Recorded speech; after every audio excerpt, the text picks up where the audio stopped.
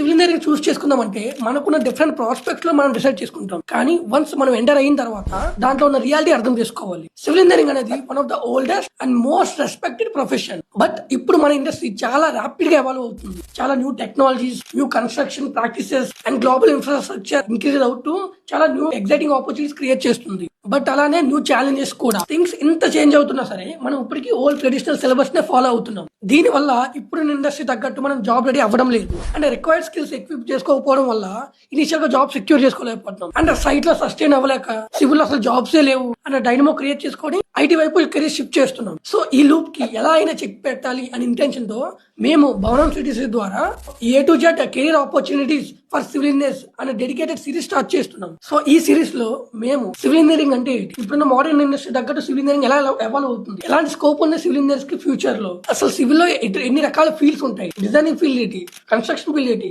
ఇక ఈ ఫీల్డ్స్ లో డిఫరెంట్ జాబ్ రోల్స్ ఎలా ఉంటాయి, ఆ జాబ్ రోల్స్ మనం సెక్యూర్ చేసుకోవాలంటే ఎలాంటి స్కిల్ సెట్ ఎక్విప్ చేసుకోవాలి, ఆ జాబ్స్ లో అడ్వాంటేజెస్ ఏంటి, డిస్అడ్వాంటేజ్ ఏంటి, పే ప్యాటర్న్ ఎలా ఉంటది, ఇవన్నీ మేము క్లియర్ గా ఎక్స్పర్ట్ లెవెల్ రీసెర్చ్ చేసి రియాలిటీ మాట్లాడదాం. సో ఈ సిరీస్ ద్వారా యాజ్ ఎ సివిల్ ఇంజనీర్ గా మనకు తెలియాల్సిన ప్రతి థింగ్ గురించి డిస్కస్ చేద్దాం అండ్ మనకున్న అన్ని క్వశ్చన్స్ కి సొల్యూషన్ ఫైండ్ అవుట్ చేద్దాం. సో ఈ సిరీస్ నేను రెగ్యులర్ గా ఫాలో అవ్వాలనుకుంటే జస్ట్ మన పేజ్ ని ఫాలో అయిపోమా.